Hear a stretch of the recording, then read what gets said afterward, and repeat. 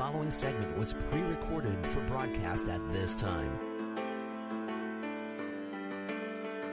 And welcome back to the Bill Bunkley Show. Andrew Southwick with you. And for the next three segments, we are talking with director Christopher Sean Shaw and screenwriter, actor Thor Ramsey, both part of the brand new movie Church People, and looking forward to this discussion. Gentlemen, thank you for being a part of the program. Thanks so much for having us, Andrew. Good to be here. Excellent. Thor, I want to start with you. So first, Church People just came out. I know the response has been great. We'll talk a little bit about that as we go, but give our listeners an idea. What is Church People about? What's the story? Church People. So here's the storyline in a nutshell. So this is probably about 2010. I'm working on a screenplay, and I'm getting notes from a guy from Sony, the Sony production company. What do you call the big people, big time? This is big time movie making person giving me notes, and he says, "What your script needs right now to bring all the characters together is a big idea. You need a big idea." So I had my antennas up for a big idea because when you hear one. Well, a friend called me up, and he goes, "You're not going to believe this." I'm like, "What is it?" He says, "There's a church on Good Friday. They're going to crucify a human being." I'm like, "There's no way." And he says, "Yes, I'm right on social media, right?" So I check it out on social media, and it turned out to be false.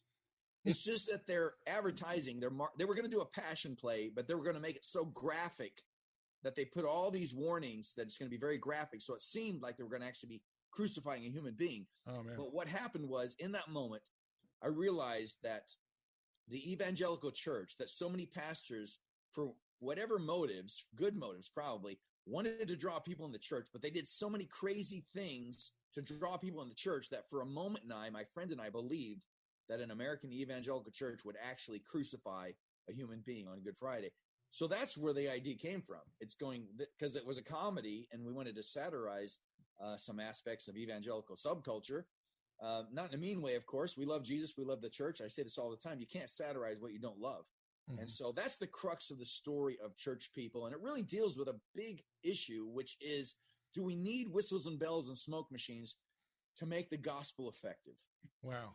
So you heard of a church doing a crucifixion that gives you an idea to write a comedy. That makes all the sense in the world. Well, it was really a passion play, but because we believed that they were actually going to crucify someone, which I'm sure many churches have done to their youth pastors, but yeah.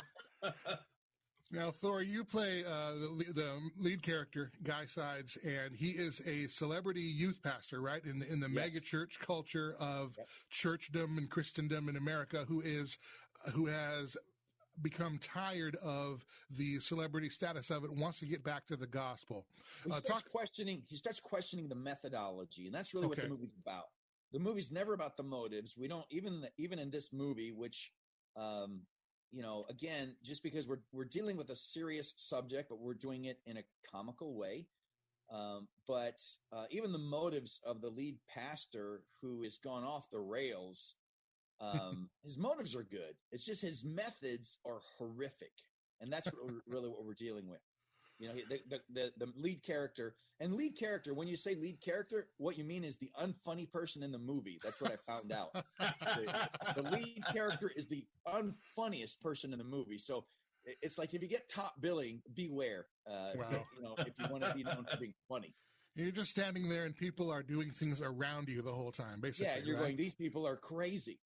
Your reaction to them is funny, Thor. Your reaction to them. In the trailer, my character says, "Well, I told him he was insane." Like, those are my kind of lines. I told him he was crazy. He's nuts. That kind of thing. You're insane. Those are my lines. Oh, my goodness. Christopher, I want to bring you in here. Now, you're the director of the film, and you've been with it like Thor Ramsey from the beginning. What did you like about the story that made you excited to direct it? I liked that it was funny, and I liked Thor. I mean, quite frankly, I was a Thor Ramsey fanboy, and I was honored that he was even considering collaborating on something with me. And so I think he's funny, and his screenwriting is hilarious, and he's also an author of books and stuff, and his writing. Just for people listening, I do all this with all my fans now. I have all my fans direct one of my projects, and it's really working out because it turns out right now Christopher is it. So right. Right. Okay. 1-800-THOR-RAMSEY. You can There you call go. and direct this next Direct movie. a movie. You Yeah. might need a disclaimer there saying that he was being funny. But, Yeah, this is radio, but we're using a sarcasm font, if you will. Yeah. There you go. There you go. Sarcasm font. So yeah, I love his writing. I was honored to be one, collaborating with Thor, and also collaborating on something that was genuinely funny. Now, as a director, Christopher, I know that the story, like I said, it is hilarious. There's a crucifixion in the film. It is also about the gospel. There's a romantic element too. There's so much jam-packed into the story of Church People that the audience will get to enjoy. As a director, how do you balance like romantic comedy elements, heavy elements, gospel elements, get in the comedy? I mean, it seems like so many plates spinning, and yet you were able to do it, I think, wonderfully. Well, thank you very much. That's very kind. Honestly, it's a collaborative effort. I mean, filmmaking is a team effort. All the onus doesn't fall on me. All the onus doesn't fall on Thor. We were surrounded by consummate professionals. Sometimes I might have a great idea, and other times Thor might have a great idea, and other times, somebody on the crew might have a funny idea, and you pull all that together. I'm kind of the captain of the ship, as it were. Helping steer the ship in production, but I'm certainly not the end all be all.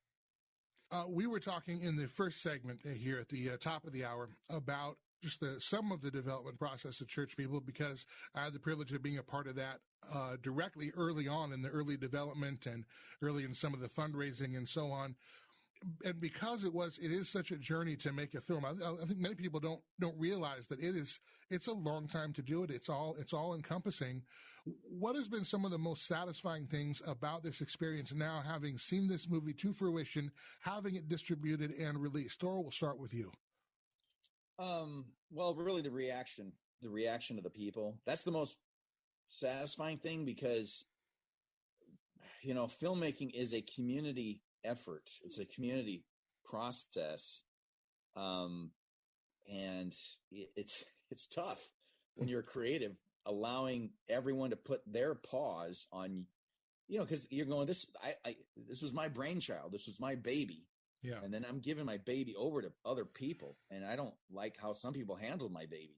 The fact that it ends up a movie that people like, that becomes rewarding. That helps you over the pain of, this was not the child I raised. I didn't raise my child to be like this. But people go, you know what? Your kid's a pretty good kid. Like, that's so good to hear, because that's not how I raised him. All right, Christopher, I got 30 seconds. How about you? Well, I agree with what Thor said. It's the people's reaction. It's been an overwhelming, wonderful response. And also, the fact that what you said leading up to answering the question was that it's out there, that it's released, that it's, I mean, like, all those things are super satisfying, because for so long, so many people didn't know about this film. And so now a lot more people know. Absolutely. The movie is Church People. We are here with director Christopher Sean Shaw and writer-actor Thor Ramsey at the bottom of the hour. What's it like to be a Christian in Hollywood? That's coming up next on The Bill Bunkley Show. AM 570 and 910. The following segment was pre-recorded for broadcast at this time. And welcome back to the Bill Bunkley Show. I'm Andrew Southwick, the morning host here on Faith Talk, sitting in for Bill Bunkley. And we've got Thor Ramsey, writer, director, actor, producer, author. And we have Christopher Sean Shaw, also director. Both are key parts of this brand new movie, Church People, brand new comedy, which was just released last month. It's been getting a great response from audiences all over the country, and we are excited to have them here on the Bill Bunkley Show. And we're going to talk this segment about what it's like being a Christian in Hollywood. So, Thor, I want to start with you. One of the things that you've talked about is that it's, as a screenwriter in Hollywood, writing a crossover movie usually is not a good tactic to do because you're sort of 1 foot in, 1 foot out, if I understand your opinion correctly. And this film is a gospel film. It's also a comedy, and it's marketed to anyone, but it's unabashedly Christian. In terms of it being a crossover or how you see it genre in the Hollywood sphere, talk to us a little bit about how you saw the story and how you see the film now. Well, I don't see it as a crossover film myself. It wasn't made as a crossover film. Matter of fact, I think trying to make something crossover makes it fail. Because, again, I think that's an unpredictable formula, first of all. And I think even in Hollywood, when people make films in Hollywood, I think when it comes to an artistic vision, it has to be uncompromising. I mean, the secular movie makers are certainly uncompromising in their perspectives. And so Christians have to be also. Now, in terms of Christians in Hollywood, I guess I'll tier this 3 ways. 1, there is a definite ideology, however, tomato, but there's a definite worldview within Hollywood. And, you're going to get along with more people and work with more people if you have that Hollywood worldview, which is politically far left. It promotes LGBTQ plus. The agenda is promoted in a propagandist type of way in Hollywood, in a way that's almost like hackneyed now. It's almost like, wow, what this is like, do you guys want to be hacks? Because, hey, where do we insert the LGBT storyline in our series? It's become cliche to the point that it's like, it's so unoriginal and it's so uninteresting anymore. And it just feels like propaganda. So that's one. Now you've got that wing in Hollywood. Now I think that is the overall writing view of Hollywood. And I think those stronger voices dominate. Hollywood is leftist. I don't think anyone would deny that. Like, it's almost like having a debate now is the mainstream media like a wing of the Democratic Party? It is. Who could deny that now? Yeah. There's nothing objective about reporting now. And there's nothing objective about, movie making doesn't have to be objective. But that worldview dominates. Now, are there some people in Hollywood who don't care either way and they're just interested in making movies and money dominate? Because some people will say, well, money dominates. Yeah, well, kind of, but all that money is owned by people who have this extremely left-wing point of view. Right. So, yeah, their money dominates. That's why these projects dominate. Now, are there people who don't care and just want to make? Yeah, there are. But you know what? If they want to make movies, they'll shut up about it. I'll tell you that. They're not going to speak up and be forthright about their divergent point of view. Really? And then the third place is people who have divergent point of views are not welcome. And I think that's the line right now in our culture. We are in a divided culture. I don't think there's a place for a adamant, outspoken, uncompromising Christian in Hollywood in front of the camera or in a creative in a place of creative control. Can behind the scenes people, can cameramen and gaffers and things like that, can they be outspoken and in their Christianity? I think they can. I know several people who are behind the scenes that are Christians in Hollywood. So there's a place there. But when it comes to the main creatives, right now, I think this is why I have changed my perspective on the Christian subculture. I used to be kind of a naysayer of the Christian subculture. If you want to be a comedian, just go be a comedian. If you want to write films or be a movie star, just go, be in films. If you want to be an actor, go do it.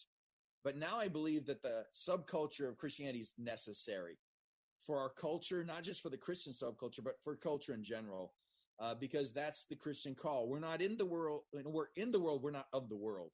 Therefore, we have a subculture, and a subculture that now produces a type of genre of film. As a consumer, you look at Hollywood, you look at our landscape, our media landscape, and everything else, and you do see, you feel like we are not welcome, like you said, like there isn't really a place for us. And I want to follow up though with you one more question here. Yeah. Why do this then? Why choose the hardest route in media and entertainment to tell this story? Why choose the hardest way to go? What drives you to do that? Because That's Go why ahead. we have a subculture, because in the subculture we're like-minded. There's a whole growing subculture. We're meeting more people. We're getting to know each other. My nephew by marriage, Kevin Peoples, is directing a film as we speak right now for the Kendrick brothers, who are now they've had several successes under their belts, so they're expanding out now and really mentoring and overseeing other projects rather than just doing their own. So that's a great sign. And there are other people doing that same type of thing. So I think the community of filmmakers in evangelical Christianity will grow. And it's that whole thing, iron sharpens iron. The better our films become, the better they will, be in the future. So, and then here's the thing. One of them may cross over. It's like DC's failed. Even though I was a DC guy back in the day, Marvel won the movie wars, and DC's failed because they failed in character development. They started doing things like, hey, I think people will like this. You can't make films because you think people will like this. You have to make a film you're passionate about. Like, it begins with the story. So the Marvel, they won that, war. The same way that I don't know what they're called, the secular, mindset won the culture war in Hollywood. The left wing, far left wing mindset won the culture war in Hollywood. And so I'm like, that's, so if a film becomes a crossover, it's just because you've made a good film finally, and it just relates to a lot of different people. Well, But as a crossover, it's not because you're trying to cross over or water down your message. It's because it's reaching a wider audience. So crossover, it doesn't really mean crossover. It really means the audience base is growing wider. That's exactly it. Yes, good way to put it. Because you can't, as soon as you, and there's films we could talk about like this, and I think they're well-made films, but they didn't hit with the Christian market in general because they were trying to appeal to too many people. And when you try to appeal to too many people, it's that whole thing. You appeal to no one. So I think whatever film ends up being a crossover film will be that way, not because they set out to make a crossover film. It's just because it's a film that speaks to a wider audience. And that's important because Church People isn't a crossover film. It's a film about the gospel, and it asks, is the gospel enough? And it's I think and the way you share that message and story is refreshing as well for a Christian film, and reflects both the heightened levels of production and improved productions, but also your commitment to that message. Christopher. Yeah, the thing I want to add to that too is it may not be a crossover film, but as a believer or an unbeliever watching the film, there are characters in the film I can almost guarantee you're going to relate to, if not multiple characters. I mean, there'll be at least one, if not multiple, whether you're a believer or not. Yeah, I would put it this: if it got the platform, I mean, if it it could be a crossover film if somebody wanted it to be, but that's all. Yeah, right. That. I mean, I will say this: it is getting good response from both believers and unbelievers who happen to see it. But it is an uncompromising film, even to the church, because it deals with an issue that's serious. Because people, I don't know why people think because we're dealing with a serious subject that just because we're dealing with the crucifixion doesn't mean we take the crucifixion lightly.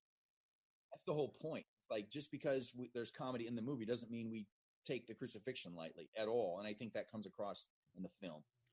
Christopher, you mentioned some of the cast and the characters that people will relate to and audiences will relate to. You directed a cast and crew that were mixed in terms of belief. And, some might say maybe there's, hyper purists that would say, well, if you're doing a Christian film or a Christian album or whatever, you need to work with all Christians. But others could see that as an evangelism opportunity, or at least a way to demonstrate working as unto the Lord. What, from a director's perspective, I've got about a minute and a half. Describe the balance of show business and showing the gospel and working with a cast of mixed belief, and cast and crew, I should say. Yeah, most of the cast and crew, if I'm not mistaken, were not believers on Church People. However, you're not casting a movie based on believers or not believers. You're casting on, are they right for the role? Mm-hmm. And are they believable in the role? And as far as crew is concerned, you're casting based off of recommendations from maybe people you've worked with before, who may or may not be believers, but you're going by recommendations. You're going by talent, whether it's in front of or behind the camera. So I think, and yes, there's ripe opportunity there to display the love of Jesus in your work, but people generally like filmmaking.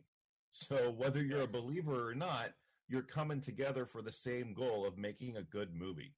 Now here's the apologetic I would offer too, is that all the creatives who had creative control were Christians.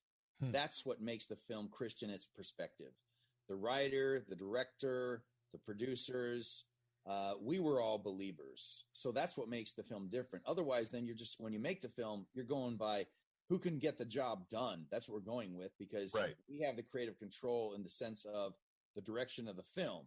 It's again, we're not, and I think that's when people are going, well, how can a non-Christian portray a Christian? Well, if it's written by a Christian and they're a good actor, they can. Yeah. Because are Christians not humans? Are we not human? Are we not human? Okay. Are we not human? I would certainly hope so. I would hope so. You are listening to the Bill Bunkley Show. We are visiting with Thor Ramsey and Christopher Sean Shaw, actor and director, respectively, of the brand new movie Church People. On the other side, we are going to come back and we're going to talk a little bit about the cast. It is a great cast. Donald Faison, some of you remember him from Scrubs, Stephen Baldwin, Aaron Cahill, and a whole host of others. We're going to talk a little bit about the cast, get some stories from the set, and you don't want to miss it. Stay with us. You're listening to the Bill Bunkley Show.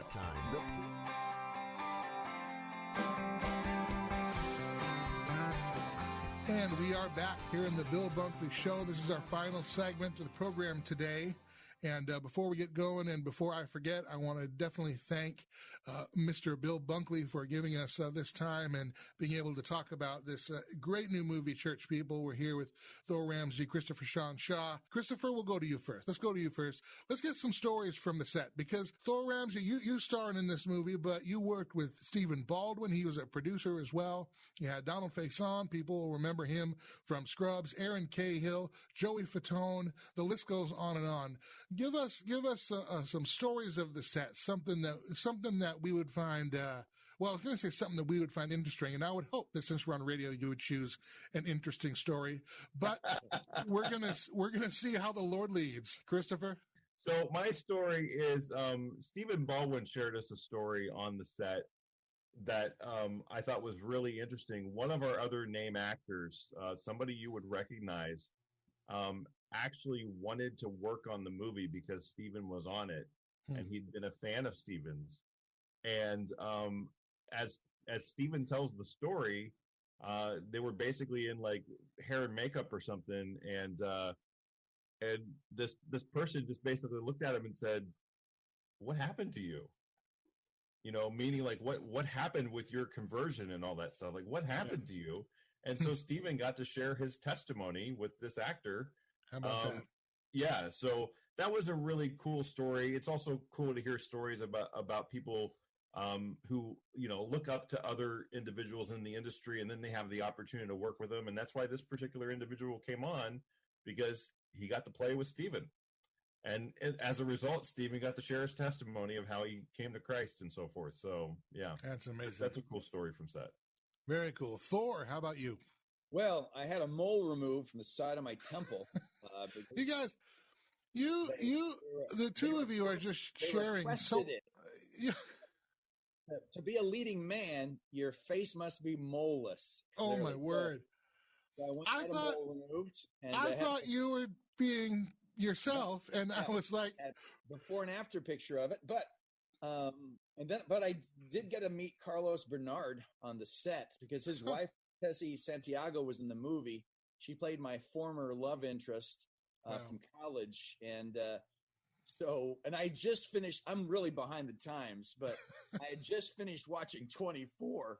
I like binge watched it, and then we go to make this movie. I'm like, hey, Carlos Bernard is here. Carlos Bernard. So I just went. I was shameless. I just went and sat during lunch. I just went and sat right across from them, and just got 24 stories and everything.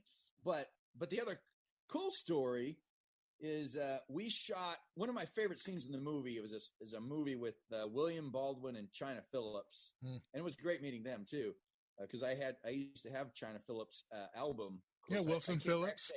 I have her mom's albums. I found a record. China Phillips. Her mother is Michelle Phillips. The Mamas and the Papas.